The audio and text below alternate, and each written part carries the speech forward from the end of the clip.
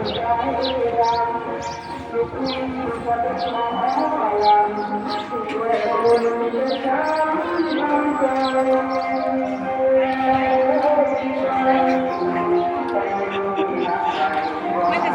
ิ้มสลดเหรอ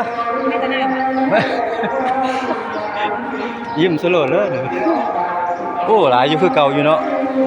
นี่คือเก่าอยู่เป็นยังไงคือมีแสนแก้มซ้ำบ่แก้มซ้ำโอ้หลายกว่าเก่าอยู่นี่เนาะถ่ายคนเบิ่งดีอยู่ด้วยล่ะตลาดแรงบ้านน้อยเฮาเจ้าเก่าเจ้าเดิมนั่งจะไม่เคยก็อยู่เบื้องหลังทั้งหมดดิ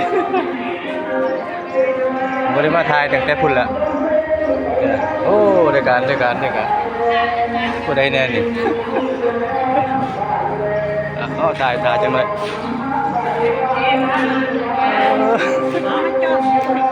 ไฟจ้อง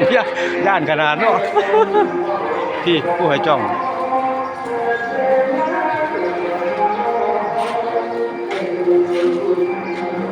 ผู้เก่าหรอวะนี่ผู้เก่าใช่ยายรอนบ่ได้มาบ่นี่ยายรอนบ่ได้มาบ่ได้ยินยายรอนบ่ได้ยินมันบ่ได้ยินนะอ๋อมีแต่ส่งพักมาหมดเนาะ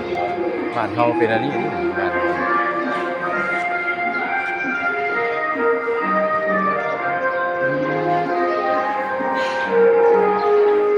ก็ต้องพูดหน่อยก่อน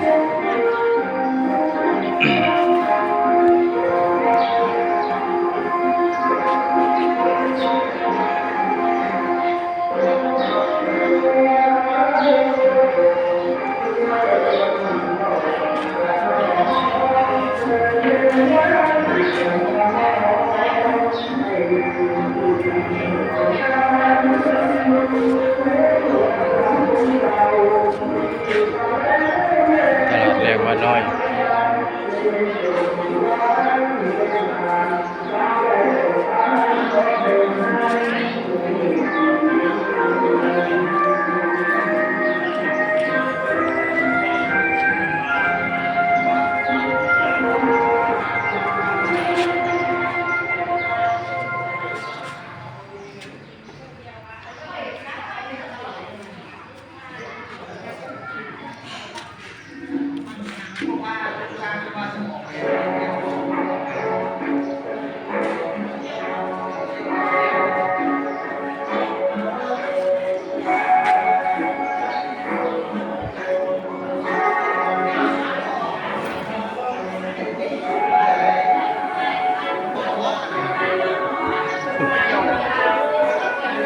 มันบ่ถอกมันก็บ่สุกแล้ว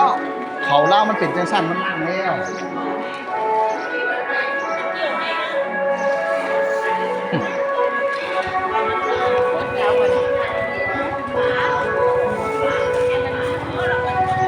เมื่อกันเด้อ